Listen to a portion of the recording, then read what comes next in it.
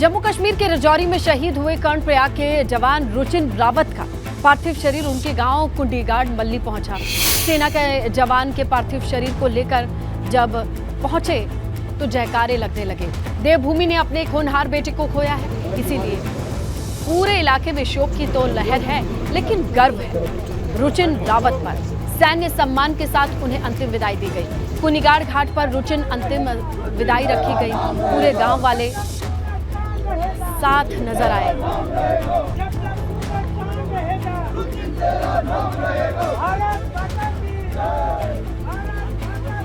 Online पर हमारे सहयोगी जितेंद्र पवार मौजूद हैं। जितेंद्र, देखा जा रहा है जो तस्वीरें आई हैं, लोग नारे लगा रहे हैं और बेटे के अंतिम दर्शन के साथ किस तरीके की भीड़ उमड़ी रही। अभी गांव में क्या माहौल है, कौन कौन देखने और परिवार वालों से मिलने आया जो परिवार छोड़ गए हैं पीछे? रुचिन जी देखिए, जम्मू कश्मीर के राजौरी में मां भारती की रक्षा करते हुए अपने प्राणों का बलिदान देने वाले देवभूमि के लाल रुचिन रावत का पार्थिव शरीर आज उनके पैतृक गांव गैरसैंण के कुंडीगाड़ लाया गया है। और यहां पर कुंडीगाड़ में जैसे ही उनके घर पर उनके पैतृक शरीर को लाया गया, वैसे ही पूरे क्षेत्रवासियों का, पूरे गांव वालों का और उनके परिजनों का रो रो के बुरा हाल है। लेकिन गर्व इस बात का है कि ये माता पिता को गर्व इस बात का है कि उनका बेटा देश के काम आया, देश रक्षा में शहीद हुआ है। और इस दौरान यहाँ पर कर्णप्रयाग के विधायक अनिल नौटियाल भी मौजूद रहे और सैन्य की टुकड़ी यहाँ पर आई हुई थी। 6 ग्रेनेडियर की सैन्य की टुकड़ी यहाँ पे आई हुई थी और उनके जो पैतृक घाट है कुंडीगाड़ में सैन्य सम्मान के साथ उन्हें आज यहाँ पर नम आंखों से क्षेत्रीय जनता ने उन्हें विदाई दी। बिल्कुल, तो गमगीन माहौल के बीच इस तरीके से अंतिम विदाई दी गई रुचिन रावत को।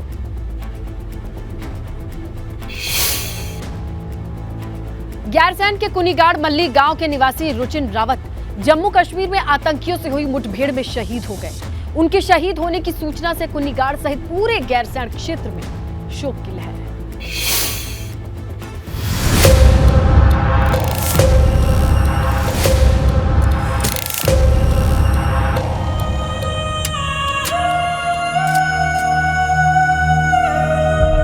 आज पूरे देश को उसकी शहादत पर फख्र है।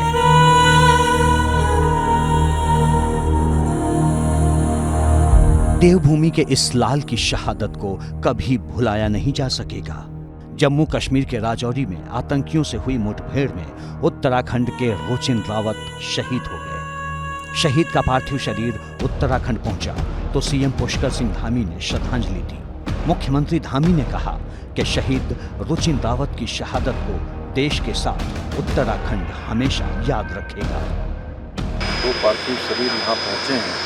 हमारे प्रदेश के रुचिन सिंह रावत और हिमाचल प्रदेश के प्रमोद मोदी, दोनों के ही पार्थिव शरीर यहाँ पहुँचे हैं, जहाँ हमारे लिए एक तरफ बहुत दुखद क्षण भी है और इसके साथ साथ हमारे लिए गौरव भी है, गर्व भी है कि दोनों ने भारत माता की रक्षा के लिए, हम सब की रक्षा के लिए, देश की सीमाओं की रक्षा के लिए अपने प्राणों का बलिदान दिया है।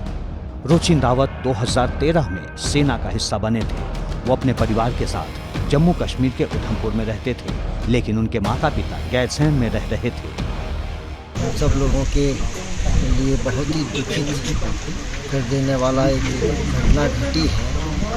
अपना रुचिन रावत कुंडीगाड़ मल्ली का रहने वाला, जो सेना में 9th पैरा में सेवा दे रहा था देश की रक्षा के लिए, बलिदान उसका हुआ है आतंकवादियों से संघर्ष करते हुए। मैं समझता हूँ कि ये हम सब लोगों के लिए बहुत ही दुख देने वाली घटना है। रुचिन की शहादत की खबर से कुंडीगाड़ समेत पूरे गैरसैंण क्षेत्र में शोक की लहर है।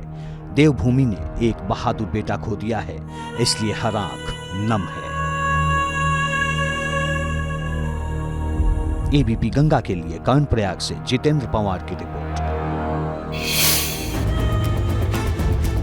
चलिए आगे बढ़ते हैं कुछ और खबरों की ओर, जहां एक तरफ उत्तराखंड में सरकारी जमीनों पर अवैध कब्जे हटाने के लिए अभियान चल रहे हैं, इसी दौरान धार्मिक स्थलों को भी तोड़ा जा रहा है। मगर देहरादून में सरकारी भूमि पर अवैध कब्जे और उसे बेचने के मामले में सरकारी सिस्टम की भूमिका संदिग्ध नजर आ रही है। लापरवाही का आलम देखिए कि इसमें भूमाफिया पर एफआईआर तक दर्ज नहीं हो पाई है। राजपुर क्षेत्र के गुजराड़ा मानसिंह स्थित राज्य सरकार की 3 बीघा भूमि पर भूमाफिया ने कब्जा कर लिया। इतना ही नहीं, जमीन को फर्जी दस्तावेज के आधार पर बेच भी दिया गया था। इस मामले पर गढ़वाल कमिश्नर की ओर से दोबारा एफआईआर दर्ज कराने के निर्देश दिए गए थे, लेकिन सरकारी सिस्टम की लापरवाही या मिलीभगत कहें, भूमाफिया पर कोई कार्रवाई नहीं हो पाई है।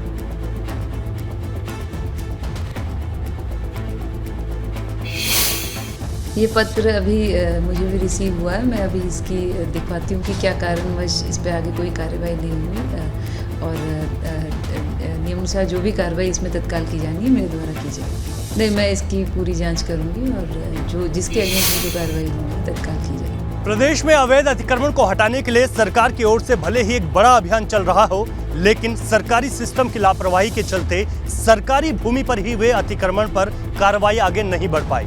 मामला देहरादून के गुजराड़ा मानसिंह का है, जहां 3 बीघा सरकारी भूमि पर भूमाफियाओं ने अवैध कब्जा किया, कूट रचित दस्तावेजों के आधार पर उसको आगे भी बेच दिया। ये बातें स्पष्ट हुई, तमाम नाम सामने आ गए। गढ़वाल कमिश्नर ने आदेश किया कि एफआईआर दर्ज हो, लेकिन एफआईआर दर्ज नहीं हुई। ये वर्ष 2021 था। अब 2023 में एक बार फिर से गढ़वाल कमिश्नर की ओर से संबंधित भूमाफिया पर एफआईआर दर्ज करने के लिए निर्देश दिए गए हैं। उधर जिलाधिकारी देहरादून को इस बात की कोई खबर नहीं है कि किस तरीके से आगे की कार्रवाई बढ़ाई जाएगी।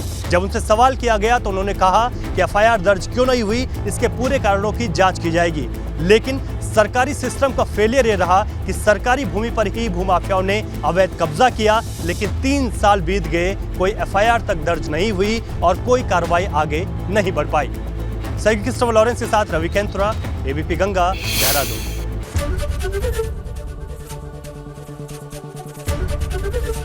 एबीपी गंगा, खबर आपकी, जुबान आपकी।